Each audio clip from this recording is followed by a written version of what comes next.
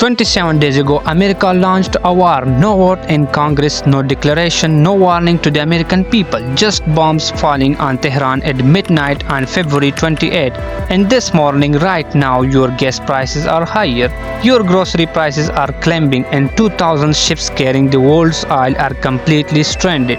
You are told this war is about nuclear weapons, about safety, about protecting democracy. That is the story. Now let me show you what is underneath that story. Because the real reasons this war started were decided long before the first bomb fell. And the people who decided it are not the people you were told. The official reasons for this war is Iran's nuclear program. And Iran did have a nuclear program. That part is real. Tensions between America and Iran stretch back to 1979, and the immediate concerns leading up to this war included Iran's nuclear program, its ballistic missiles, and failed attempts to renegotiate a nuclear deal. But here is the question nobody on television is asking. If this was really about nuclear weapons, why did America launch the attack in the middle of nuclear negotiations? The mediating Omani foreign minister had stated significant progress in talks, with Iran willing to make concessions. But President Trump said he was not thrilled with the talks. Negotiations were working, Iran was offering concessions, and America bombed them anyway. During the talks, that single fact changes everything about the story you were told. Now follow the geography because this is where the real story lives. The Strait of Hormuz, a narrow strip of water between Iran and the Arabian Peninsula, is the single most important economic choke point on earth. Before this war, approximately 130 ships per day passed through the strait. Today, that number has fallen to 6 or fewer. 20% of the world's entire oil supply passes through that strait, and right now Iran controls it.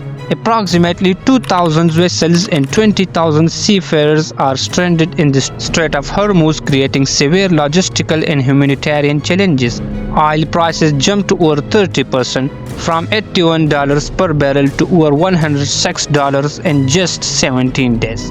Iran's parliament is now planning to charge fees for every ship that passes through. Think about that. The nation America went to war with is now charging tolls on the world's oil supply, and America has no immediate answer. Here is where this stops being a foreign policy story and becomes your story. Gasoline prices in the United States rose 7.5% to over $3.20 per gallon by early March and have continued climbing since. But fuel is only the beginning. Nitrogen fertilizers prices are projected to roughly double from 2024 levels, threatening the cost of wheat, rice, and basic food staples across the entire world. European natural gas prices surged at least 40% in a single day after Qatar paused exports from a gas facility following Iranian attacks. The White House is now facing pressure to reach a deal as American voters express growing concern over rising prices and interest rates. You did not vote for this war. You were not warned about this war. But you are paying for it. At the pump, at the grocery store, and in your mortgage rate. Every single day it continues. So here is what they are not telling you. Germany's defense minister said publicly, this war is a catastrophe for the world's economies. There was no consultation. There is no strategy. There is no clear objective. And worst of all, there is no exact strategy. No exact strategy. A war with no exact strategy is not a war with a plan. It is a war with an agenda. And the agenda is not the one printed on the press release. The people who launched this war knew oil prices would rise. They knew the strait would be disrupted.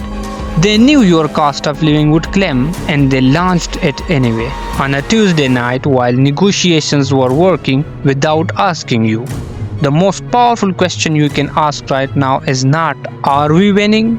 It is, who decided, who benefits, and who is paying.